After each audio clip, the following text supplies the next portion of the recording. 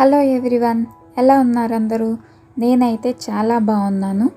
ఈరోజు రెసిపీ వచ్చేసి egg curry చేస్తున్నాను. చాలా సింపుల్గా అండ్ క్విక్గా ఎలా చేసుకోవాలో చూపించబోతున్నాను. లేట్ చేయకుండా రెసిపీలోకి వెళ్ళిపోదామా మరి? ఇక్కడ నేను మీడియం సైజ్ 2 ఆనియన్స్ని తీసుకుంటున్నా. ఇంకా అలాగే మీడియం సైజ్ 2 టమాటాస్ని, 3 పచ్చిమిరపకాయలని, ఇంకా ఉసిరికాయ సైజ్ అంతా చింతపండుని తీసుకుంటున్నాను. దీంట్లో కొంచెం వాటర్ వేసుకొని నానబెట్టుకుంటున్నాను. ఈ లోపల మనం తీసుకున్న ఆనియన్స్, టమాటా ఇంకా పచ్చిమిర్చిని చూపించిన విధంగా కట్ చేసి పెట్టుకోవాలి. ఇప్పుడు స్టవ్ ఆన్ చేసుకొని కడాయి పెట్టుకుంటున్నాను. ఇందులో 4 స్పూన్స్ వరకు ఆయిల్ వేసుకుంటున్నాను.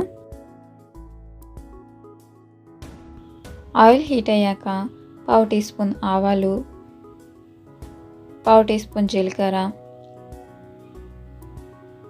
1/2 టీ స్పూన్ పచ్చెనపప్పు,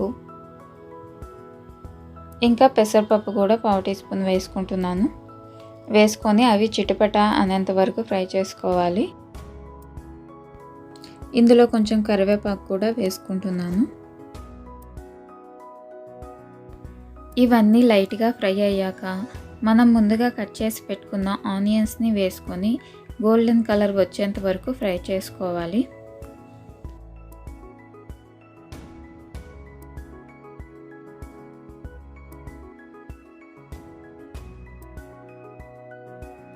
ఇందులో 1/2 టీ స్పూన్ పసుపు వేసుకొని ఫ్రై చేసుకుంటున్నాను.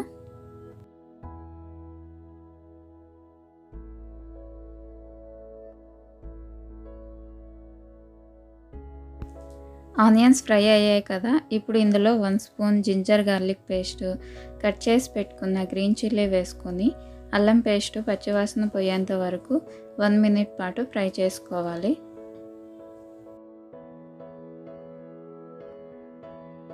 ఇప్పుడు కట్ చేసి పెట్టుకున్న టమాటాస్ని వేసుకొని మొత్తం బాగా కలిసేలా కలుపుకోవాలి.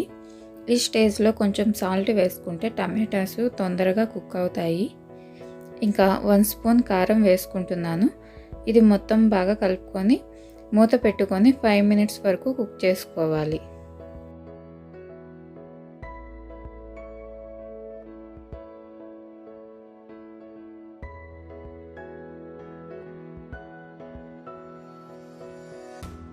టమాటాస్ కొంచెం సాఫ్ట్ అయ్యాయి కదా, ఇప్పుడు మనం ముందుగా నానబెట్టుకున్న చింతపండు గుజ్జుని ఇందులో వేసుకుంటున్నాను. గ్రేవీ కన్సిస్టెన్సీకి తగ్గట్టుగా వాటర్ పోసుకొని తగినంత ఉప్పు వేసుకొని కలుపుకొని మూత పెట్టుకొని ఒక 5 మినిట్స్ వరకు కుక్ చేసుకోవాలి.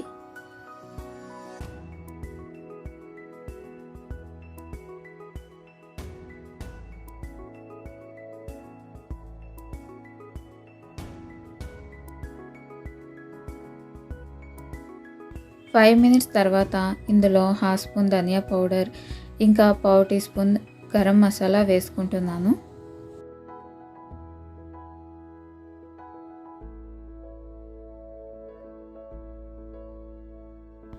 ఇప్పుడు ఇందులో ముందుగా ఉడకబెట్టుకున్న కోడిగుడ్లని 4 వైపులా ఘాటు పెట్టుకొని వేసుకుంటున్నాను. వీటిని జాగ్రత్తగా కలుపుకొని మూత పెట్టుకొని 2 మినిట్స్ వరకు కుక్ చేసుకోవాలి.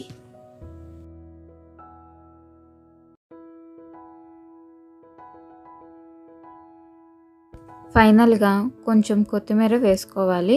మీ దగ్గర అవైలబుల్గా ఉంటే కసూరి మేతి ఉంటుంది కదా, అదైనా వేసుకోవచ్చు. వేసుకొని కలుపుకొని స్టవ్ ఆఫ్ చేసుకుంటే ఎంతో టేస్టీగా ఉండే అండ్ క్విక్గా అయిపోయే ఎగ్ కర్రీ రెడీ. మీరు కూడా ఈ రెసిపీని ట్రై చేసి మీకు ఎలా వచ్చిందో నాకు కామెంట్ చేయడం మర్చిపోకండి. Thank you.